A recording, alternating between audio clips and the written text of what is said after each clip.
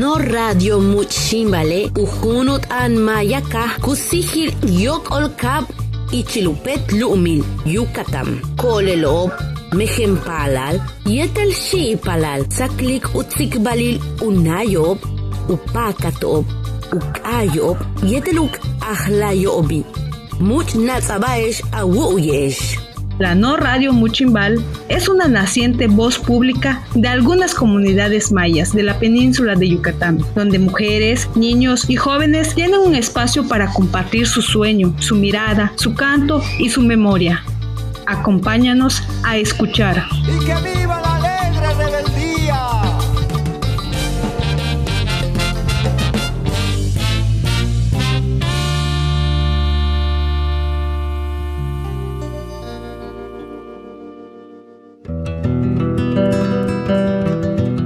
Bienvenidos y bienvenidas a su programa de la No Radio, La Tormenta después de la Tormenta. En esta sección estaremos platicando sobre los daños que ocasionan los megaproyectos en nuestro territorio maya.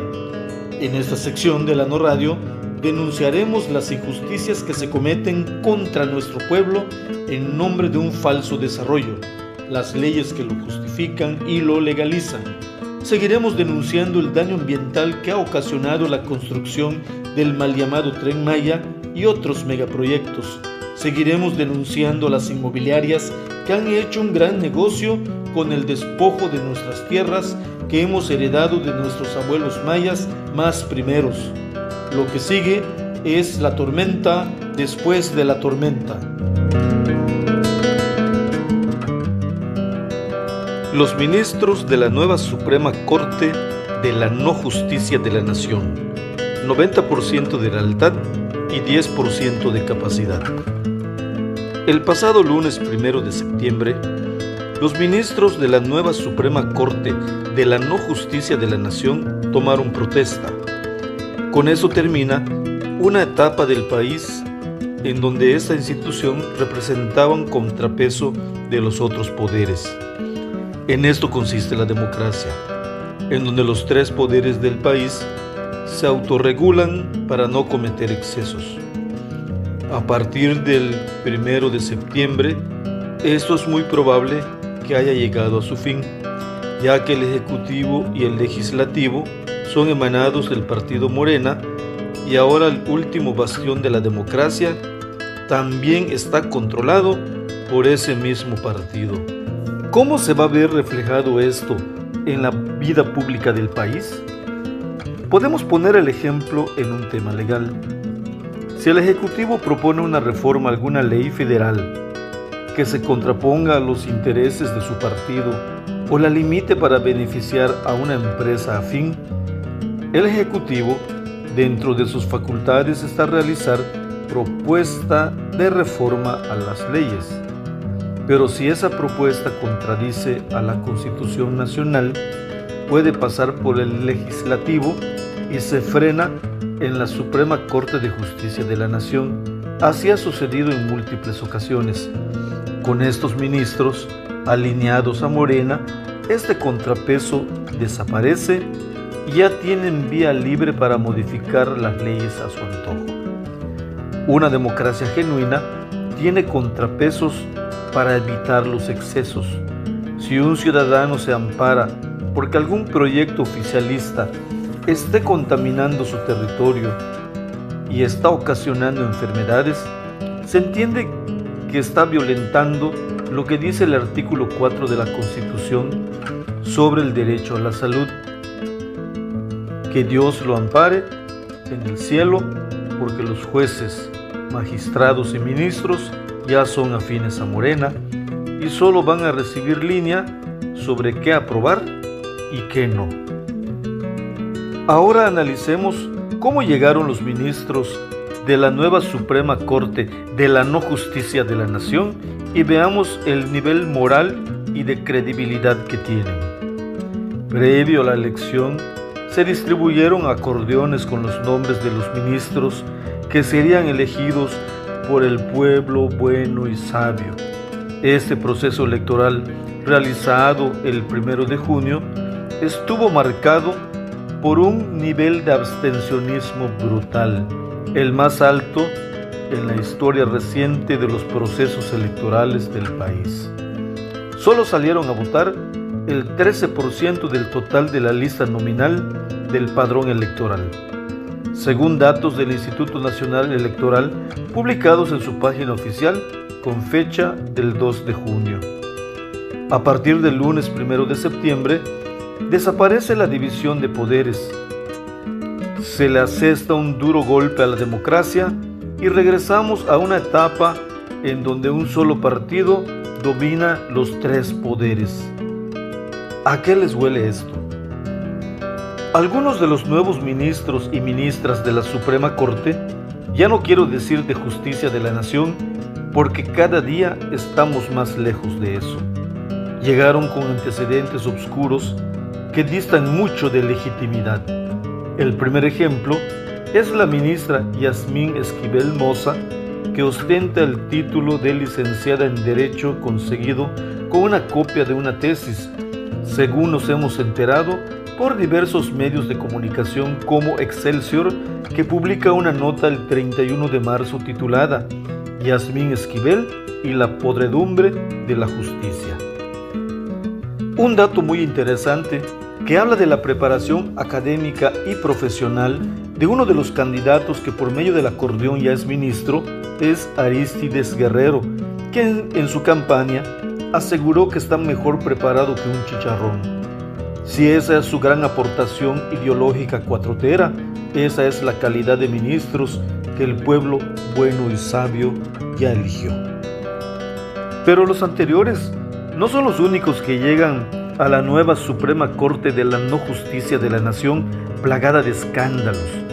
Igualmente, el presidente de esa institución, Hugo Aguilar, que se da sus baños de purificación folclórica de los bastones de mando en la zona arqueológica de Cuquilco, ya que desde el Instituto Nacional de Pueblos Indígenas orquestó el engaño histórico y manipulación a los pueblos mayas para simular una supuesta consulta para que el Tren Maya fuera construido con la aprobación de los pueblos buscando legitimidad. Por cierto, la misma oficina del Alto Comisionado de la ONU sentenció: Ciudad de México, 19 de diciembre de 2019. La oficina en México del Alto Comisionado de las Naciones Unidas por los Derechos Humanos llama la atención en relación con el proceso de consulta indígena sobre el proyecto de desarrollo Tren Maya, realizado del 15 de noviembre al 15 de diciembre de 2019, el cual hasta el momento no ha cumplido con todos los estándares internacionales en la materia, según se puede leer en la página de ONU Derechos Humanos. Es importante mencionar que el artífice para la realización de esta consulta del Tren Maya es el abogado que hoy es el presidente de la Suprema Corte de la No Justicia de la Nación. ¿Qué podemos esperar de personajes oscuros como Hugo Aguilar y Adelfo Regino, traidores de los pueblos originarios? Como podemos ver, los favores se pagan. Por eso decimos que para ser funcionario de la 4T solo se necesita 90% de lealtad y 10% de capacidad. Esperamos que esa decisión tomada por el pueblo bueno y sabio no sea contraproducente para el pueblo bueno y sabio. Esto solo el tiempo lo dirá. En la Asamblea de Defensores del Territorio Maya Muchimbal vamos a seguir levantando la voz ante las injusticias que se cometan y ante los proyectos de muerte que solo buscan despojarnos de nuestro territorio, deforestar y contaminar nuestra vida comunitaria. En esta ocasión se escucha con más fuerza la tormenta después de la tormenta.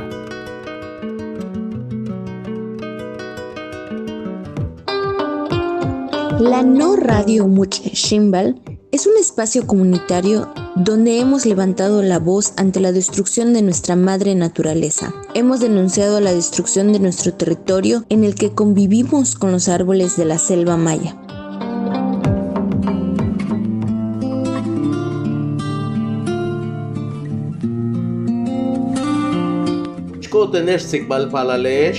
Natsabay uyesh uchben sikbal, yung ike taku kay, yung chake taku pash, yung kashe taku yokot, nukuchwinike taku imbesa, muchkote nesha uyesh le sikbala. Untul mak to yoliane, untul winike, untul mash, ukang mah uwinikile, wayamba shu yabil mah yokol kabe, ushkich pangna. Matech u kat nukti kutan, matech u yalik balti, matech u plastik, matech u pochik, matech u betik u yah olal, matech u tasik u kom olalilti, chembale ne balakine u tukule u kalantik u shkich pangna. Ebalakine o kimah kundikuyol ushkichpana. Ebalakine tian tutsel ushkichpana tial ulakinte.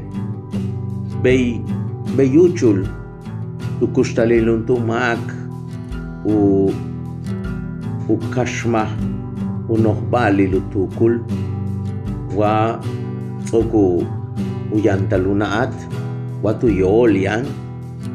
What's oku chukik unohuchwinikil.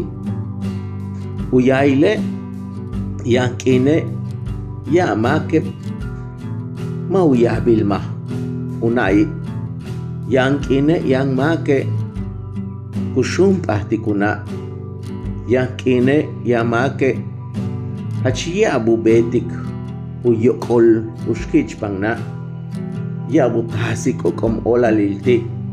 Yankine ku plastik, yankine ku pochik, yankine ku tabata ku ulahe, bau betlopti. Lemash betik babeyo, minan unaat, minan utukul, nach kumanti unohochwinkil. Untul mak betik babeyo, matuyoliani. Untul mak betik babeyo, matu yantal utukul hebishutukul untul maya make hebishuntul mak sokuchukik unuhochwinikile lebetike le masho kutukliko le shkichpanlung untul shkichpanao mate chubetko lopti chembale le mash kutuklik le lung umpechen umpewabash komben ubelilo yabubet ko lo ti kash yabubet ko lo ti tsonoot yabubet ko lo ti luum yabubet ko lo ti ubalche lo kash yetel kubet ko lo taktiu yung sililo le yokol kaba Yayabal le babea tumeng le mash betik lop tie shkichpan luma tum betik lop shanti ushkichpan na tumeng le luma kuntul shkichpan na anil titon tumeleti tsentikon tikpakali ti kmeyahi tikchaik bakhanti tikchaik bakuki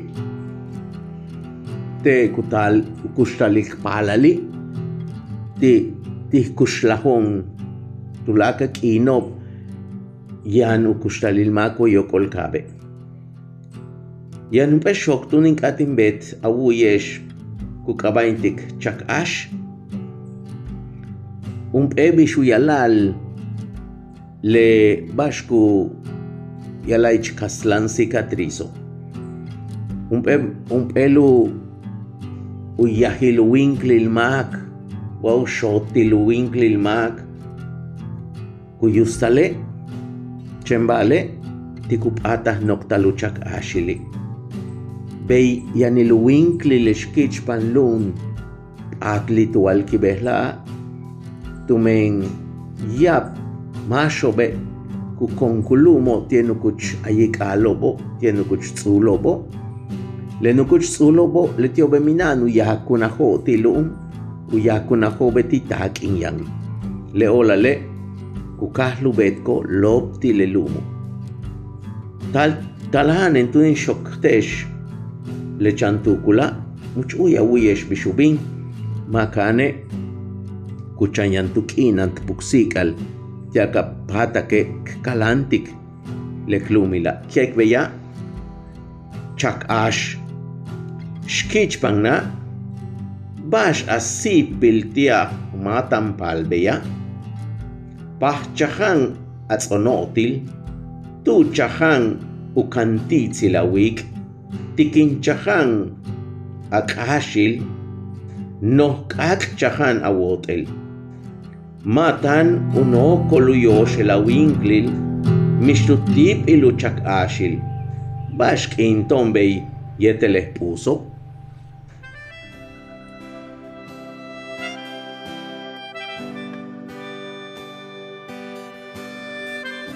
Waminan hae kimel kutal tupach ha tushkun sihil kushtalil.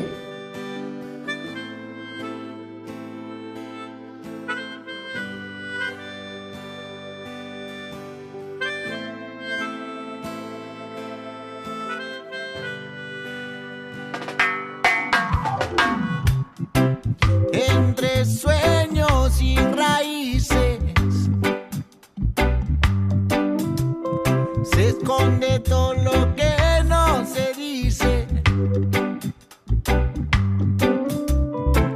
Entre ilusiones y temores van decisiones, acierto y errores. Entre la luna y la añoranza se esconde un poquito de esperanza. Mañana el sol traerá la calma. Mañana es otro día, mañana todo cambia.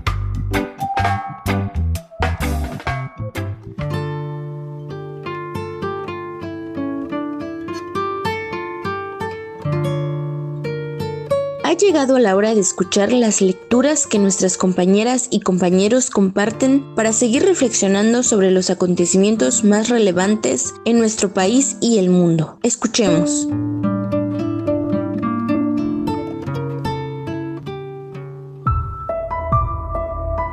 Buenas noches, bienvenidas y bienvenidos a esta sección de la No Radio Muchimbal, en donde presentamos algunas reflexiones de estudiosos, investigadores, pensadores, especialistas, activistas y o luchadores sociales sobre algunos de los problemas que afectan a nuestro país y a nuestras comunidades. En esta ocasión leeremos el artículo titulado El encuentro de las resistencias y las rebeldías, del sociólogo Raúl Romero, publicado en el periódico La Jornada el 26 de agosto de 2025.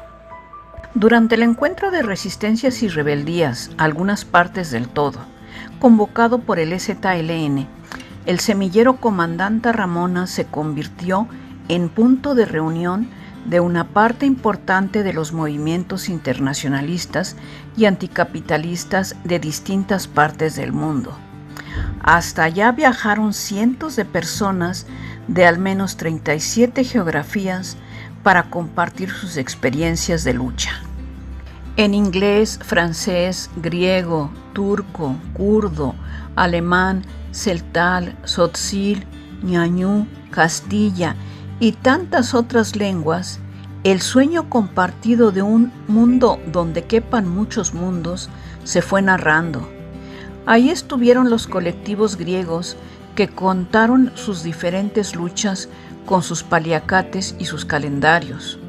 Una a una, las organizaciones italianas fueron platicando sus formas de resistir. Desde Galicia, el payaso rebelde mostró el potencial de la risa para enfrentar la barbarie. Reír es bálsamo para el dolor y desafío del orden existente. Las colectividades alemanas expusieron sus luchas y solidaridades. gringos muy jóvenes narraron cómo se van organizando y haciendo crecer las grietas en el norte. Desde Nicaragua llegaron las voces que denuncian y se organizan. También desde Brasil viajaron para compartir su modo de luchar. Desde Valencia llegaron las reflexiones sobre la lucha y la solidaridad frente a Dana. Los desastres no son naturales, son provocados y agudizados por la acción y omisión del sistema y sus malos gobiernos.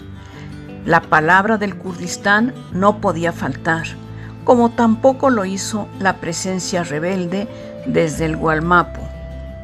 Los pueblos del Congreso Nacional Indígena llevaron también sus espejos de despojo y resistencias.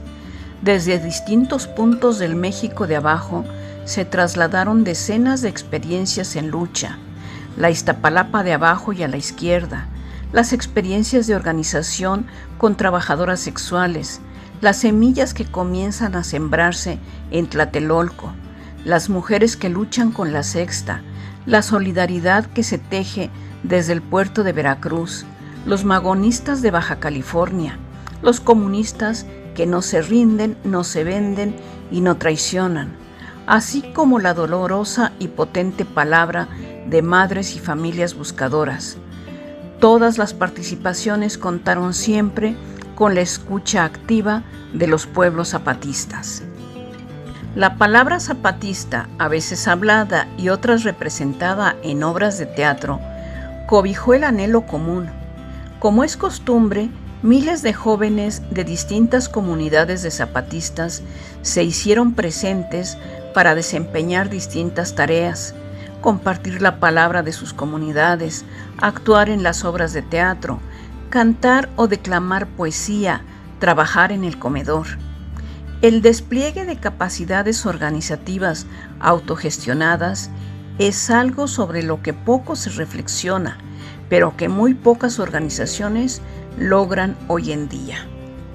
Generosos como siempre, los zapatistas no solo brindan techo, alimentación y todo lo necesario a las personas asistentes, también comparten su palabra, su oído, su experiencia. Sea con teatro y con certeras participaciones, cuentan qué ha salido mal en su proceso, sus errores, sus contradicciones, hacen de la autocrítica una fortaleza y hablan de eso sin tapujos.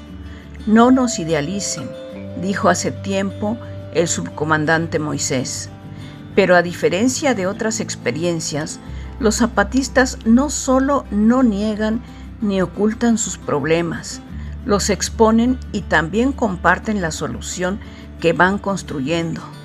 Destruir el pirámide, echar abajo las estructuras de gobierno que ellos mismos crearon y construir algo nuevo.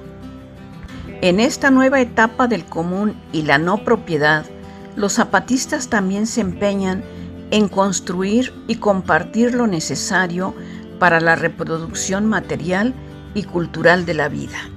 En plena selva, con la solidaridad nacional e internacional, con el trabajo propio y también con la participación de comunidades no zapatistas, van construyendo un hospital, ejemplo concreto de su apuesta por la vida.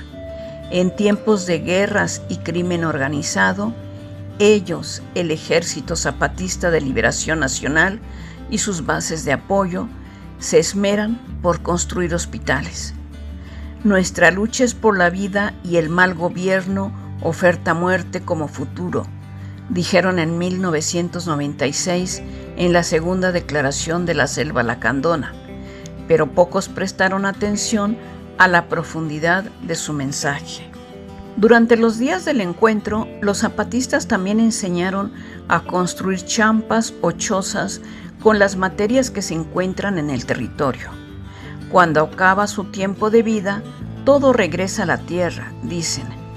También enseñaron a reconocer plantas medicinales de la región y las dosis necesarias para atender ciertos males.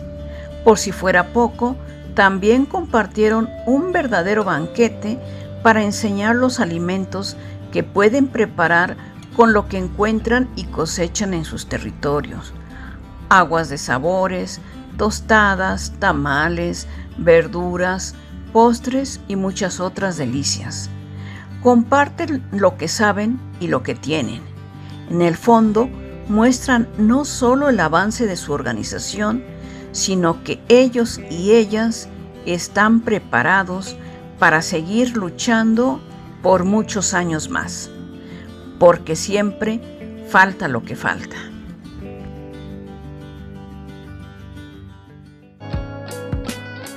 Wi'ih yunkin tisak'ab lebetik tan unat al uchokojil.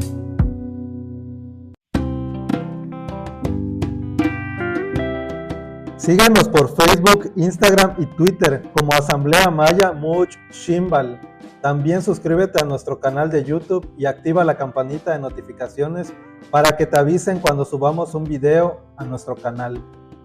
Si gustas enviar algún saludo o reflexión, nuestro contacto es 99 11 06 86 32 o al correo electrónico asambleamaya@gmail.com.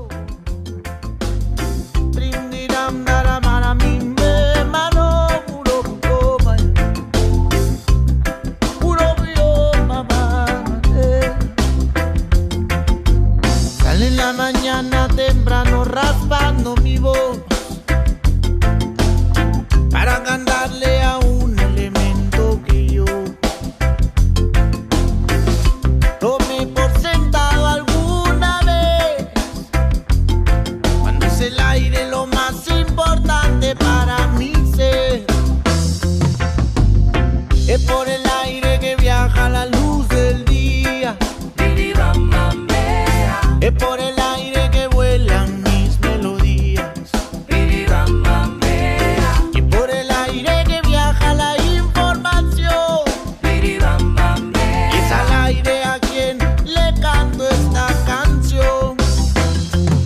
Inhalo hondo para poder cantar, inhalo hondo para poder rezar, inhalo hondo antes de correr, inhalo hondo para no retroceder.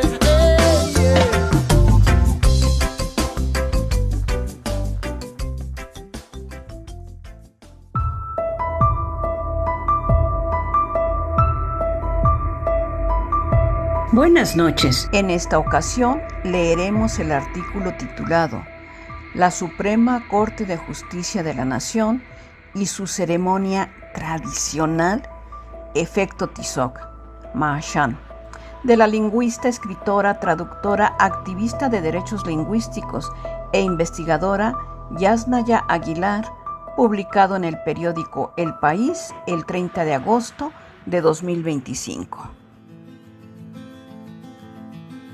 El pasado 12 de agosto, las ministras y ministros electos de la nueva Suprema Corte de Justicia de la Nación emitieron un comunicado en donde describen los actos que van a desarrollar el próximo 1 de septiembre de 2025 con motivo de su toma de posesión. Como parte de las actividades de ese día, se realizará una ceremonia tradicional de entrega de bastones de mando de parte de personas provenientes de pueblos indígenas a los nuevos ministros y ministras. Es muy probable que esta entrega incluya un ritual que llaman indígena, como el que se realizó el día en el que Hugo Aguilar, el ministro presidente electo, recibió su constancia de mayoría.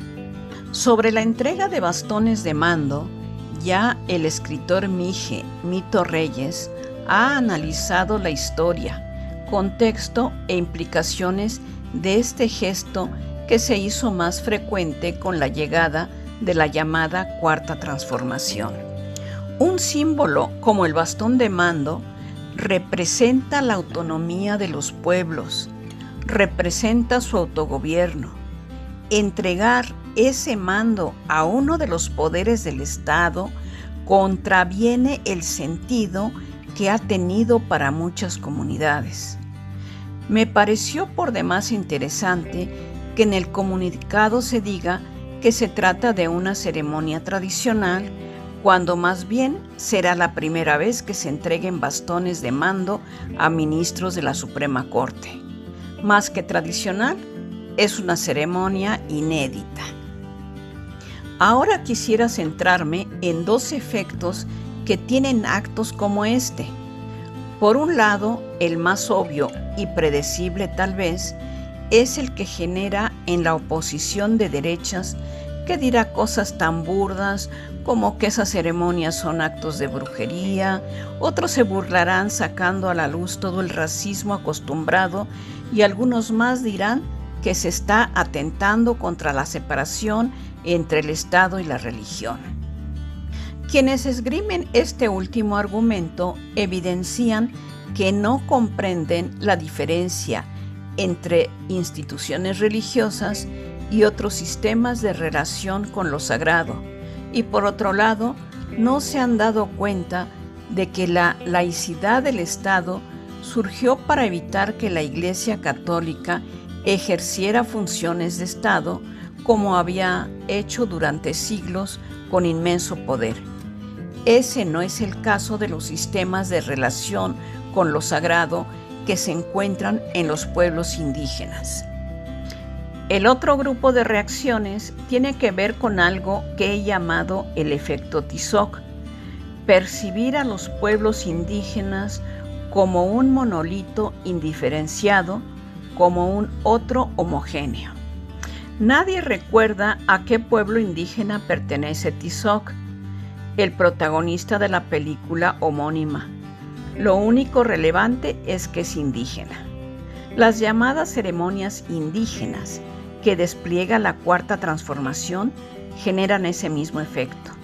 No importa a qué pueblo pertenezca esa ceremonia.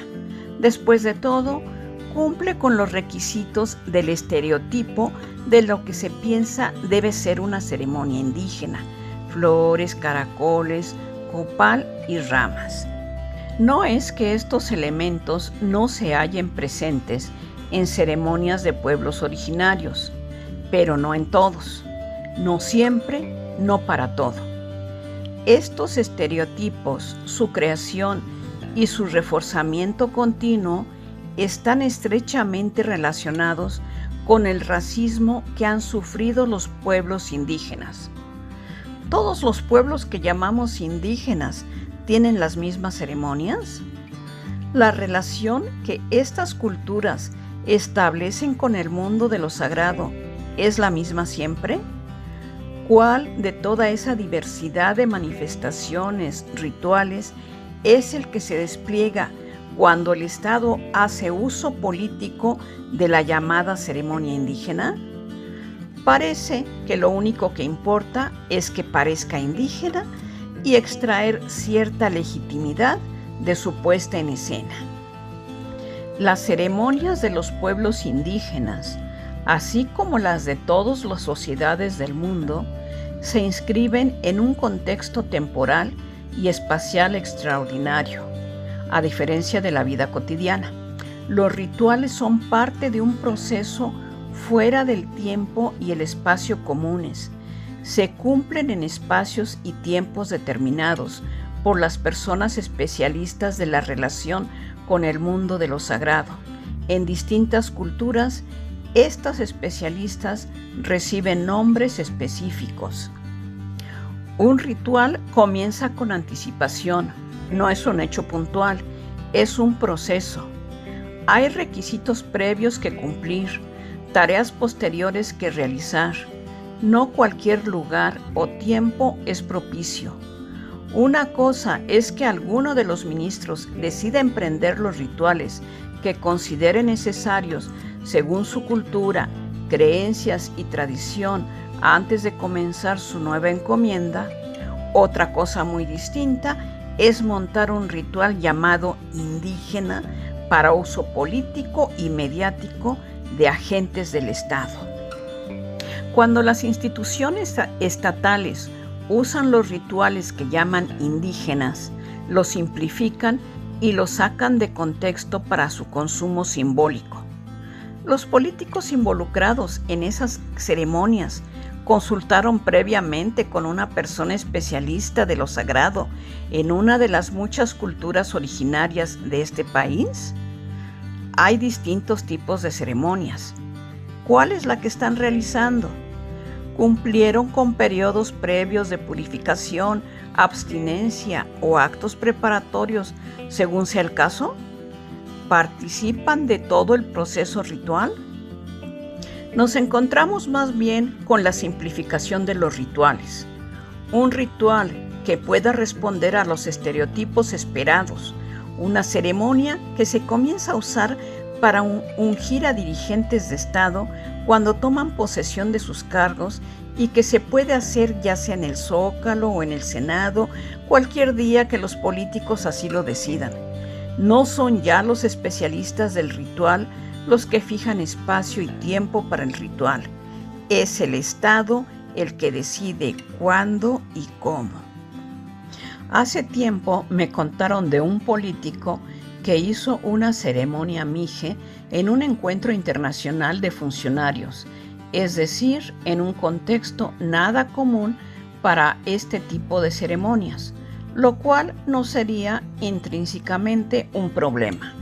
Muchos de los rituales mijes incluyen sacrificios de aves en donde la sangre es bastante protagónica. Algunos asistentes no indígenas quedaron tan incómodos y negativamente impresionados que desde entonces este político prefiere desplegar públicamente ceremonias indígenas según lo marca el estereotipo, rituales asépticos, ceremonias creadas para un contexto mediático, desacralizadas, descontextualizadas, listas para que el Estado haga uso mediático de esa versión de ritual que no tiene complejidad ni fondo para quienes lo protagonizan. Una ceremonia despojada de la red de significados que le dan sentido. De este modo, el Estado convierte un ritual en espectáculo y a eso le llama ceremonia tradicional indígena. Sí, indígena igual que Tizoc.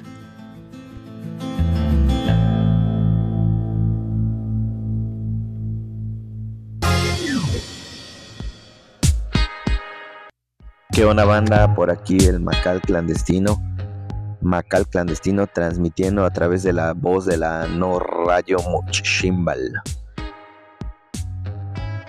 Si en algún momento se han preguntado desde dónde se realiza o se graba el programa de la No Radio, déjenme contarles que no hay un lugar en específico. Este programa que hacemos los compañeros, compañeras, compañeres que conformamos esta asamblea comunitaria, pues lo realizamos desde nuestras comunidades y también pues desde lo que vivimos en nuestras comunidades. Y al día de hoy, en esas comunidades es donde se respira una inseguridad, donde está el sentimiento de miedo, donde en un muy corto tiempo la dinámica de las comunidades pareciera que no ha cambiado, pero ha cambiado. Hay una ola de violencia que era ajena para nosotros. No nos acostumbramos a esta inseguridad, a ese sentimiento de miedo, a esta violencia. Pero bueno, pasando al programa del día de hoy, hay algo bien importante que sucedió hace un par de semanas y que en su momento sonó bastante en los medios, y fue el supuesto descarrilamiento del proyecto estrella del obradorismo, que es este tren que no es Maya, y que no fue un descarrilamiento, fue un choque, y que al día de hoy no es de las únicas fallas que ha tenido. Y eso es porque ha salido al público, porque imagínense cuántos más no han maquillados. Si al día de hoy el discurso oficial hacia los hechos de este proyecto fue que no fue un descarrilamiento ni un choque, fue una anomalía. Y pues bueno, el proyecto de por sí ha sido una anomalía, porque da coraje que del dinero que se ha gastado en este proyecto pues esté fallando a cada rato. ¿Sí? ¿Cuánto se planteó para gastar en este proyecto por el gobierno federal? De inicio fue 134.500 millones de pesos. Ese presupuesto se ha gastado 4 veces más. Estamos hablando de más de $500 millón de pesos. Pues esa es la calidad del proyecto. No está siendo redituable. Está gastando más en mantenimiento que de lo que genera en pasajes. Y claro, era de esperarse que fuera así, porque el proyecto no está planteado para eso, y ahí va en camino la segunda etapa, que es convertirlo en un tren de carga. Pero además, el pensar esa cantidad de dinero que se gastó y que ¿dónde acabó? Pues ahí está acabando en los lujosos restaurantes, en los viajes a Europa, en las casas millonarias de los políticos, de los empresarios, en este momento que estamos viviendo de la política en México. Pues vemos que se están descarando los políticos esos. Ya no pueden esconder lo que realmente son. Y luego les decía que da coraje la cantidad de dinero que se ha gastado, o que han gastado ellos, porque justamente estoy seguro que en este momento cuántas personas están pasando un rato fuerte porque los hospitales no son capaces de dar una atención médica donde los que ahorita están en este momento en el hospital sean atendidos con dignidad, o al menos que tengan la oportunidad de morir dignamente. Desgraciadamente no es así. Desgraciadamente los hospitales ahorita hay mucha gente que la está pasando mal. Desafortunadamente continúa las cosas como han sido desde hace mucho, donde otra vez todo eso que se habló en las campañas quedó otra vez en promesas de campaña. Y otra cosa que ha sucedido en estos días y que indigna un montón y que enoja un montón es lo que sucedió en el estado de Quintana Roo, en Cozumel, donde una niña fue atacada sexualmente por un militar. Y sí, así fue. Y en el momento que ahora estamos viviendo, donde por todos lados están los militares, y escuchando lo que pasa en Cozumel, y que se ha replicado un montón de veces, y que el discurso oficialista siempre es para tratar de minimizar los hechos. ¿Cómo es posible? ¿O cómo la gente se va a sentir segura con este militarismo que estamos viviendo, sobre todo aquí en el sur, con este proyecto o estos proyectos que están llegando a las comunidades, que vienen de la mano del mal llamado Tren Maya? Ahí está lo que está pasando también en Tulum, una serie de manifestaciones de los ciudadanos de ahí de Tulum. ¿Por qué? Porque las playas donde anteriormente podían acceder libremente, donde la población podía ir, y no solo la población, sino también los turistas, también los que visitaban las playas, que anteriormente eran de libre acceso, se privatizaron. Y es curioso porque cuando se anunció y vino este proyecto del mal llamado Tren Maya, el Parque del Jaguar, que fue realizado como respuesta ante la deforestación que iba a causar el tren, pues se declara un espacio ahí como reserva, pero administrada por los militares, otra vez los militares. ¿Qué pasó? Que esos espacios se fueron privatizando, y eso es lo que ha levantado la población de Tulum para decir, pues no estamos de acuerdo, y esperemos que no solo sea en Tulum, porque cuántas playas más de aquí de Quintana Roo ya no son para la población, sino ya pareciera que le están construyendo por todos lados espacios a los militares. Ahí está también Bacalar, lo que está pasando en Bacalar con la construcción de un espacio también para los militares. ¿Sí? Ahí está también lo que está sucediendo en Calakmul, ¿sí? También para los militares. En el municipio de Felipe Carrillo Puerto, el proyecto de la puerta al mar, que no lleva al mar, pero que está dentro de la reserva de la biosfera de Siancán, y que si no ha sido por las denuncias últimamente y por las noticias, no sale a decir ahora Siancán que cualquier proyecto que se realice ahí tiene que ser bajo las normas. Y un proyecto que ya se inició y que ya destruyó un camino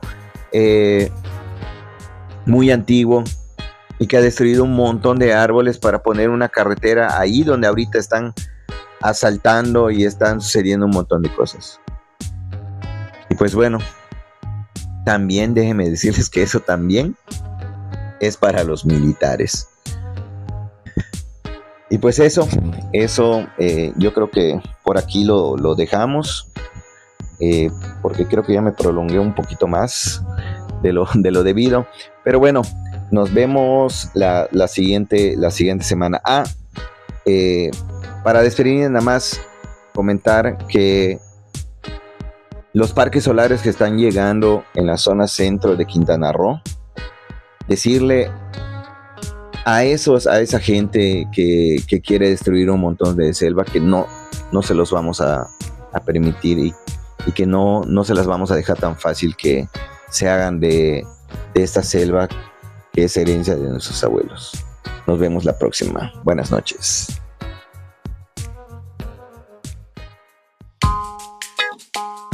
Hola, muy buenos días a todas, a todos y a todes. De nuevo Rubén. En esta ocasión desde Berlín, compartiendo algunas reflexiones referentes a la palabra y a lo que, pues, las múltiples interpretaciones en torno a la palabra o el concepto de extractivismo, ¿no?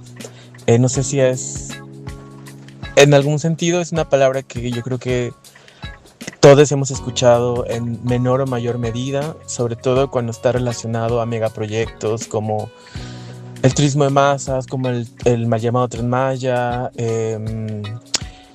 como la ciudad transgénica, toda esta idea de, pues, captar recursos, acumularlos, sobre todo desde una perspectiva capitalista, neoliberal, de explotación, no solamente de la tierra y los recursos, sino también de las personas. Y hay un otro nivel de extractivismo que, pues, las poblaciones mayas hemos, pues, vivido en carne propia desde hace siglos, que es el extractivismo relacionado al conocimiento, ¿no? No solamente con el uso de ciertas palabras en maya para nombrar proyectos de muerte y de destrucción, sino también todo ese conocimiento que por décadas se ha extraído por parte de múltiples académicos, académicas o científicos sociales. Pero no solamente sociales, también desde la biología, con todas estas creaciones de las patentes, ¿no? Que intentan no solamente robar el conocimiento, sino además robarlo de tal forma que tengan un respaldo legal que impida a las propias comunidades posteriormente hacer uso de sus propias prácticas y de su propio conocimiento. Esta idea es bastante occidental, bastante blanca, pero también bastante colonial. Y es una práctica que se lleva implementando no solamente en la península de Yucatán, sino en diferentes regiones del mundo, en pueblos que como el nuestro, como el pueblo maya, ha sido saqueado, pero también colonizado. Es una práctica netamente colonial y que hasta el día de hoy pues estamos viendo, ¿no? Una y otra vez, de múltiples formas, desde diferentes frentes, todas estas prácticas extractivistas. En ese sentido, el extractivismo, esta acción de extraer, de quitar, de robar, no solamente recursos, sino también conocimiento, es algo que tenemos que tener en cuenta. Muchas veces, además de la figura de las patentes, también en el caso de las ciencias, no solamente sociales, también biológicas y antropológicas o arqueológicas,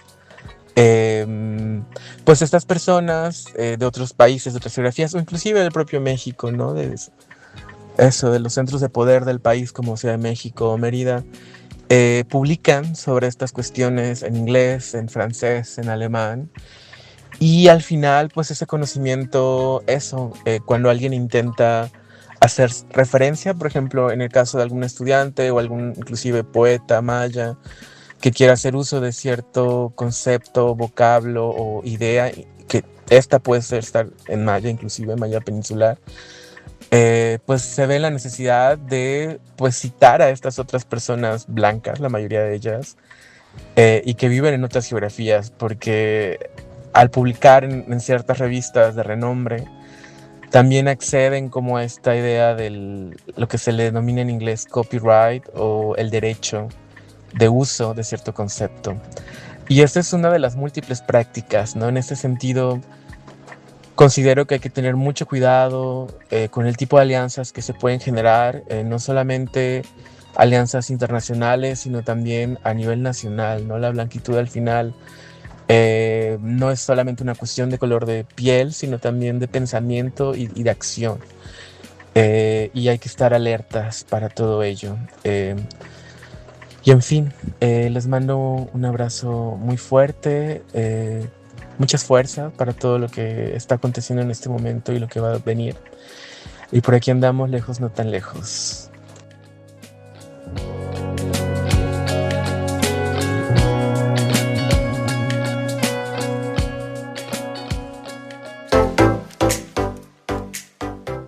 Hatseten kimak ol taweteleesh, tumentalak intonesh, tialk uyik, no radio muchimbal. Sikik yetel nohpenil tulak almash uttushikin uyubik tsikbal, vale? Chanzaesh utanil ti etileesh, ti aladsileesh, yetel awet kahtaleesh, ti alkashan uyubob tsikbal.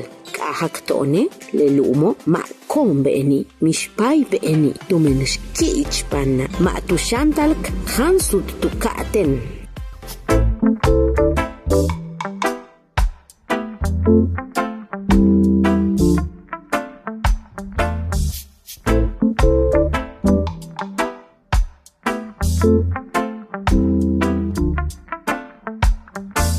Cierra los ojos y deja de pensar. Deja que el aire fluya por tu cuerpo. Siente la vida como empieza a vibrar. Deja que el cuerpo haga sus movimientos. Somos canales que se usan para crear. La información viene del universo. Con egoísmo no se llega a gozar. Te digo, el ego no acepta el misterio. Y si te asusta de no pensar, si un fuerte calor invade tu cuerpo, no te preocupes que no te va a pasar nada, porque esta noche vamos más adentro. Y si tu cuerpo empieza a temblar, no temas mi amor, es solo el comienzo. La turbulencia silencia lleva la claridad, pues esta noche vamos más allá.